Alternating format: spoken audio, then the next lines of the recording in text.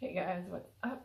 So, I wanted to make this video to show you guys the differences between being an au pair in Italy and being an au pair in Australia, which is what I'm currently doing right now.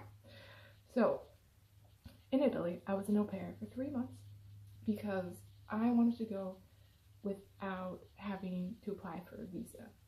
Now, generally, for people who want to stay longer and aren't members of the European Union or citizens of the European Union, probably better to put it, you have to apply for a student visa generally, and you have to sign up for a language class, or I suppose you could go to a university and do that, but the short and more simpler way is by taking a language class.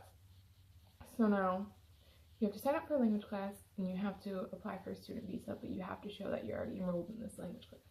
Right, so now all of this adds up. And of course, the au pair has to pay for it all. It's not something that's generally paid from the host family. So that is why I went without a visa.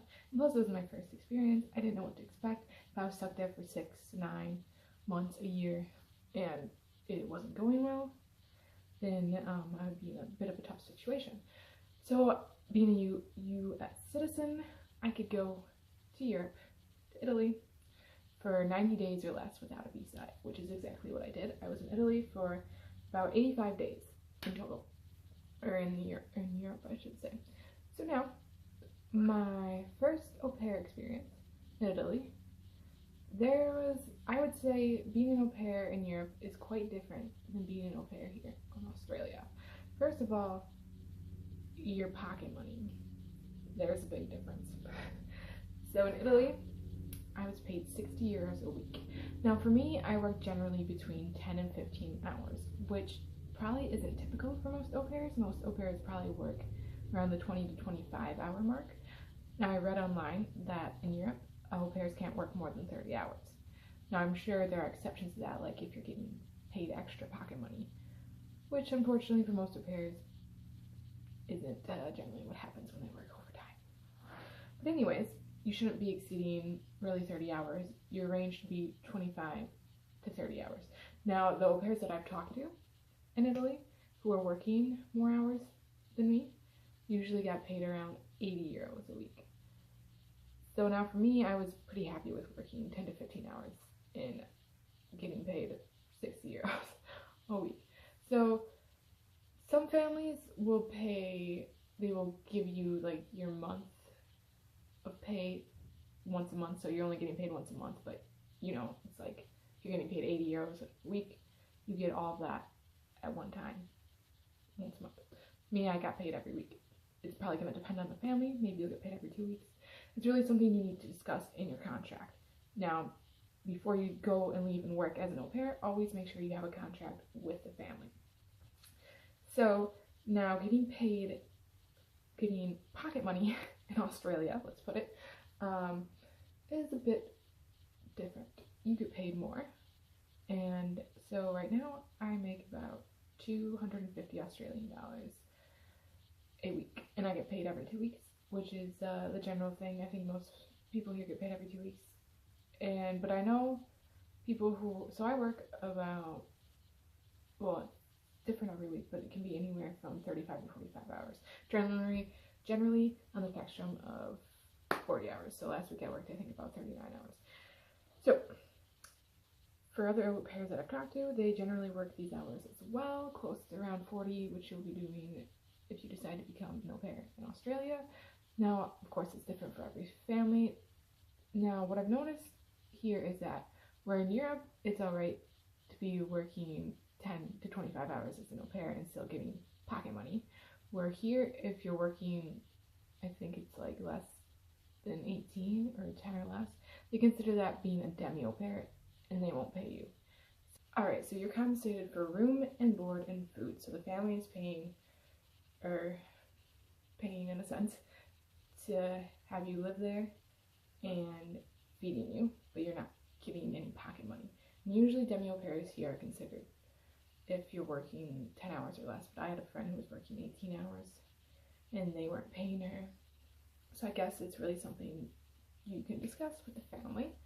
Where in Europe, there really aren't that many au pairs, I would say. I mean, I've never heard of any or come across any, but that doesn't mean, I guess, that there aren't any at all. Furthermore, so au pairs generally work more hours in Australia, but they're also paid better. Now, in Europe or in Italy,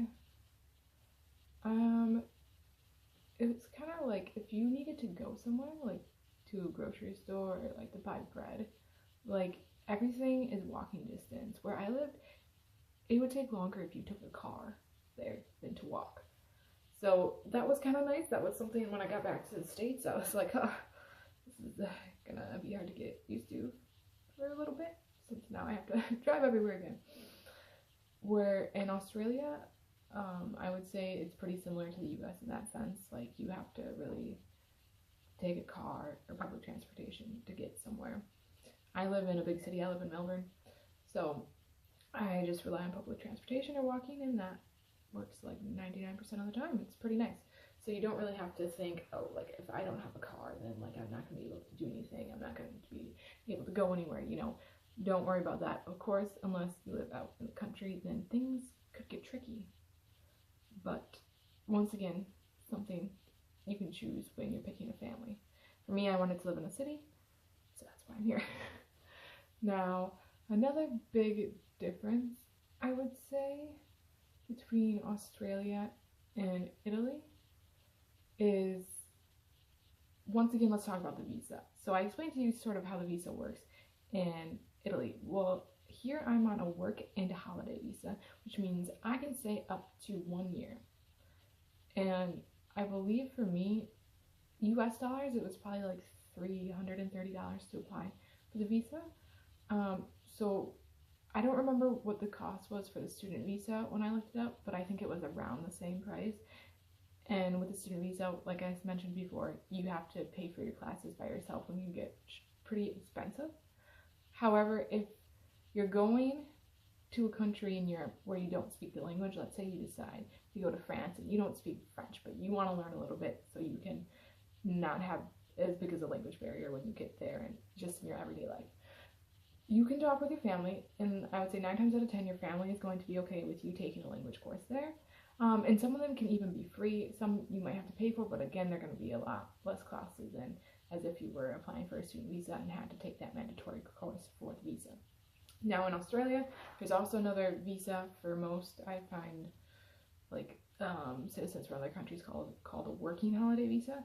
So the difference between a work and holiday visa and a working holiday visa is that for working holiday visas, which is the one that I'm not on, you can extend your visa for another year. So you can potentially stay up for 2 years. The only thing is you have to do 3 months worth of farm work. Not exactly sure everything about that, because that's not an option for me, so it's not something I've looked into too much. Being an American citizen, I don't have that option, but I know for a lot of people, like from Europe, they can do that, and so potentially you could stay in Australia for like 2 years. And I think New Zealand has a similar visa setup, in case you were considering New Zealand for a place to be an au pair. But for me, after 12 months, yeah, I have to leave. So now the other requirements for this visa is you have to be between the ages, I think, of 18 and 31. Now you can come here if you're 30 and still turn 31, like, it might be 32, I'm not exactly sure. So like, let's say you have your 31st birthday or 32nd birthday here, you're not going to get denied your visa, and you're not going to be kicked out when you have your birthday.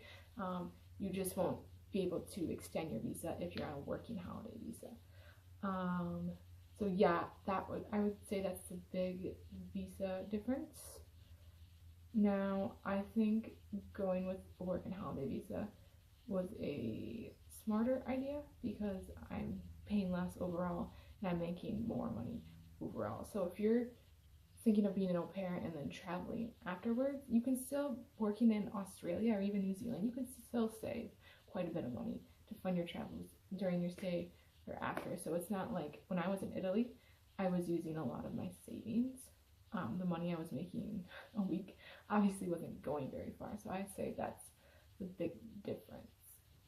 If I were to be an au pair again, I would say if I decided to be in Europe, I would probably pick a country where I was making a little more money, because in countries like Spain, France, and Italy, you're generally making between like 60 and 100 euros a week, which isn't a lot. But there are other countries where you do make a little bit more money. I hear Switzerland, you make a lot more, but once again, Switzerland is an expensive country overall, so that's also something to consider. And then Denmark, I hear you make more. Perhaps Sweden, but each country has different requirements. So being an au pair in Italy and going without having to apply for a visa, the process overall was pretty simple. After I found my family and we had an au pair contract, I basically just booked a plane ticket and made sure I had travel or health insurance, and I think that's pretty much it.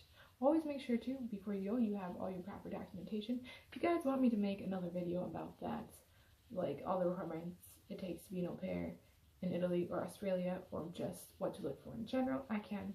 Just comment below what other videos you guys want to see. Put in the comments. If you like this video, give it a thumbs up.